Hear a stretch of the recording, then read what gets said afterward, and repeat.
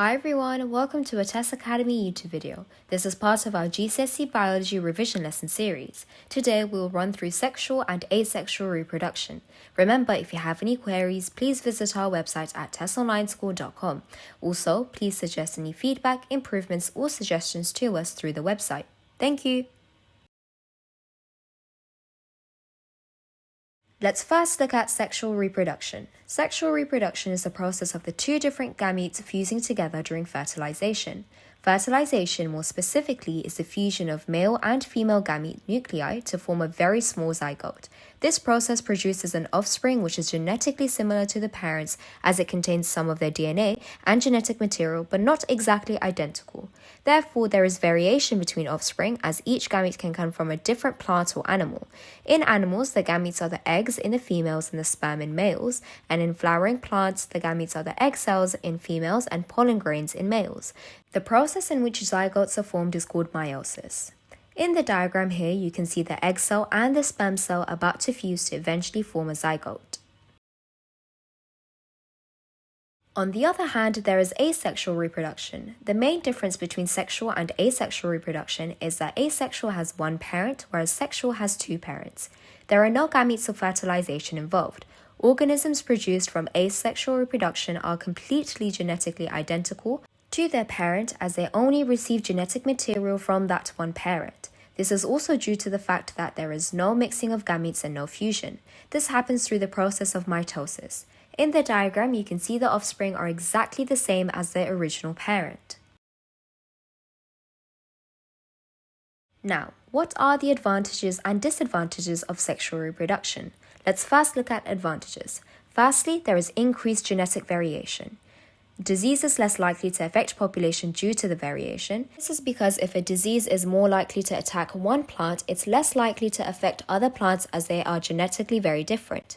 If the environment changes, the variation gives a survival advantage by natural selection. So those that have different genetic markers and adaptations are able to survive, and the population is able to survive altogether. Lastly, it gives humans the ability to use it and to control it for their own needs. For example, natural selection can be sped up by the humans in selective breeding to increase food production, and humans have successfully controlled sexual reproduction in cows and selectively bred them to produce more milk and more meat than they would have under natural conditions. Some disadvantages of sexual reproduction is firstly, it takes time and energy to find mates, and secondly, it's hard for isolated individuals of the species to be able to reproduce as they require mates. Now, what are the advantages and disadvantages of asexual reproduction? Firstly, the advantages. Population can be increased rapidly when conditions are right, as all the organisms will be able to asexually reproduce. They can exploit suitable environments very quickly. It's more time and energy efficient since only one parent is needed, thus organisms do not need to find a mate. Lastly, reproduction is completed much faster than sexual reproduction. Now, disadvantages. The first disadvantage is that there is limited genetic variation in the population since the offspring are exactly genetically identical to their parents and they are clones. Population is vulnerable to changes in conditions and may only be suited for only one habitat. Lastly, disease is likely to affect all the individuals in the population as there is no genetic variation and they all have the same genetic material. Whilst they are drastically different reproduction processes, there are some organisms that use both of these processes depending on the circumstances. Firstly, let's look at malarial parasites.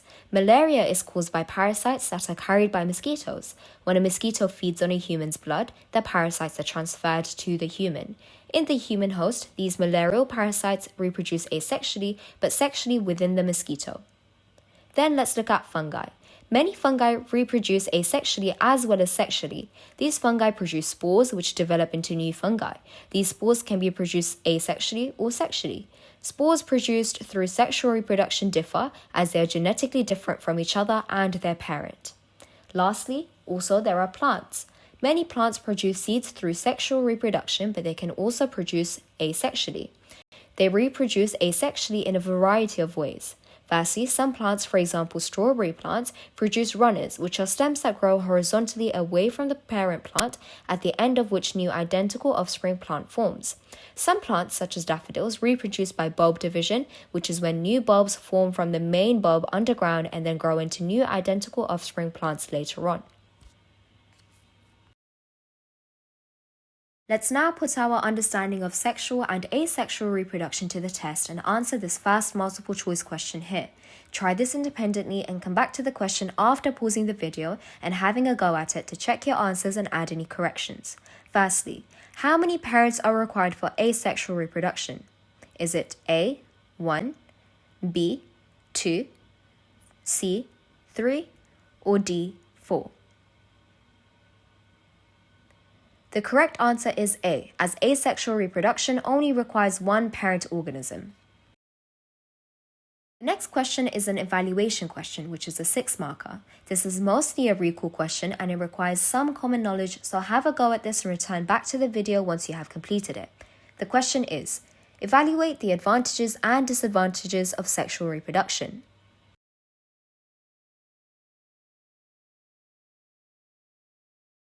Award yourself 1 mark for each of the following and add any bullet points you haven't already as your corrections.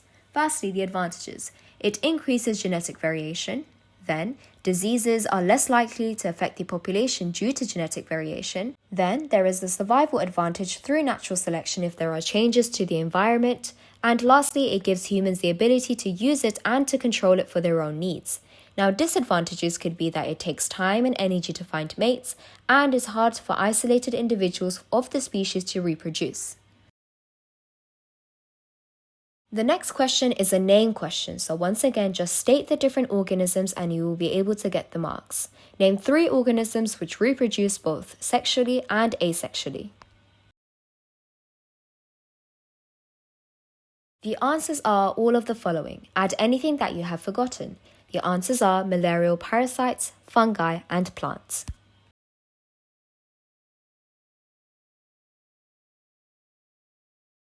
Thank you for watching. Remember, if you would like further support, we offer one-to-one sessions and group sessions for Key Stages 1, 2, and 3, along with specially formulated 11+, GCSE and A-level lessons. Further information can be accessed on our website at tessonlineschool.com. And if you would like further resources, advice, and feedback, please contact us on the following numbers. Thank you.